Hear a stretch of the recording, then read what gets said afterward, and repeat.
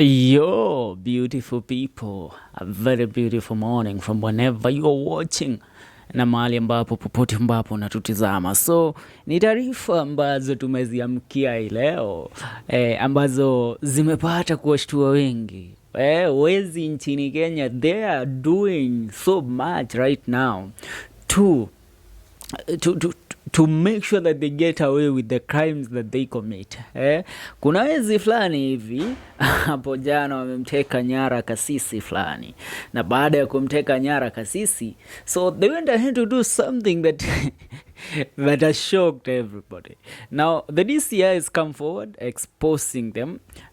Kumbuka kitengo cha upelelezi cha DCI kinafanya kazi kila kukicha hapa nchini Kenya kuhakikisha kwamba raia wa Jamhuri ya Kenya wanaishi vema. So these thieves, hawa wezi walimteka nyara kasisi. They went ahead kumvua mavazi yote. No, tell me the audacity these thieves have. Na huyu ni kasisi tajika. This is a man of God that is respected in the country. So they went ahead to kumshika na kuweza kumtoa manguo. Wakamtoa manguo alafu wakamchukua picha.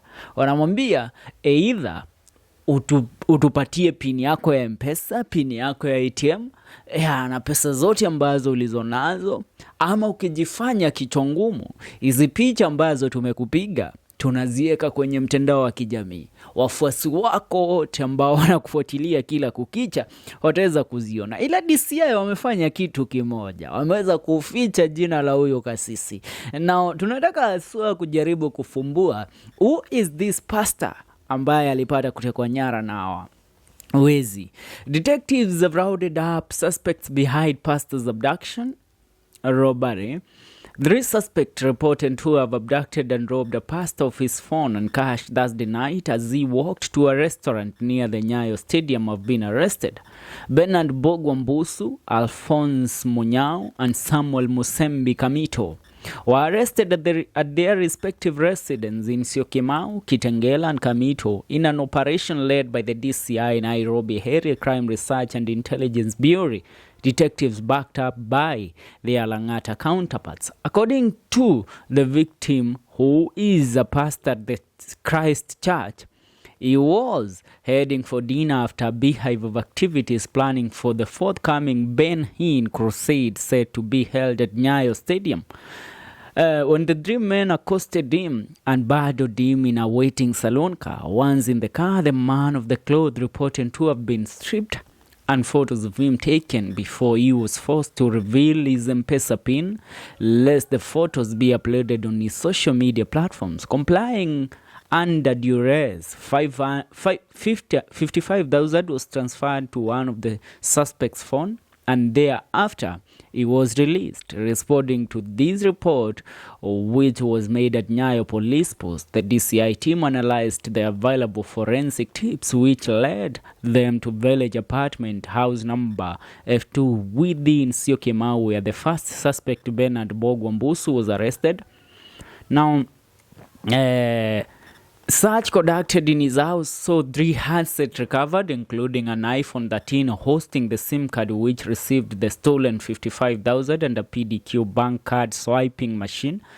After a brief interrogation, Bernard led the team to Kitengela, where his accomplice Alphonse Nyayo was arrested at Stengo, one apartment house number E4, in whose possession was the victim's phone. Alphonse was equally interrogated, leading the team to Katani area of Athi River, where the last suspect, Samuel Musembi Kamito, was nabbed. The 3 were escorted to Langata Police Station for custody pending arraignment on Monday. Sasa hawa raia walifanya kitu fulani hapa. Walimshika kasisi, wakakwenda wakamvua mavazi, alafu wakampiga picha. Wakamwambia, unajioniaje mzee? Ni either utupe pesa ama hizi picha tunaziweka aswa katika mtandao wako wa kijamii. Tunaziweka on your social media platforms. Jaga shiaku, I mean, vitu zako zitakuwa zimetapakaa huko. So the man of God decided, mnajua ni aje. Haina haja kunianika uchi mbele ya wafuasi na washirika wa kanisa langu. Nakumbuka the Ben Hinn Crusade ni moja kati ya crusade ambazo zimegojewa sana katika Jamhuri ya Kenya kutokea ambapo ilitangazwa itafanyika. So these men walikuwa wakifanya uchunguzi. These are men that have already done their research very well. Wamemchunguza kasisi, anafanya aje hivi na hivi, so what should we do? Hivi na hivi ndivyo ambavyo tutafanya. So they went ahead, wakachukua the man of the cloth, wakampiga picha. So mzee akaona haina wasa, haina ngori, wacha mimi niwapee chenye mnadai. Lakini je, huyu kasisi, in regards to the current data that we have, ni nani huyu ambaye ana organize the event and the forthcoming of Ben Hinn in the country? Na nani huyu kasisi ambaye ndiye atakuwa akisimamia the whole event? Wacha nisome a few of the comments hapa. Namuona Timo Comedian anasema, nimeenda kushuka kitanda nikapiga mkebe ya masusu teke ikamwagika, saini kwa hapa naosha kila mahali. Who asked you? Go and pretend. Go. Wewe hata hakuna comedy unafanya. Wewe achana na hiyo kazi, fanya kazi ingine kwa maisha yako. Dongo Kevo Harap Koecha anasema, good work our great officers. Rosetta Kirui anasema, this is what the reading, congratulations. Joseph Merungu anasema, a good job DCI, may they face full force of the law. Jedi Shiko anasema, well done our officers, sometimes mkishika kama hawa mnaweza kuwa mnatuletea tuwasalimie kiasi. Tunaona mambo yanavyokwenda. Watu hapa wanauliza, who is this great man of God?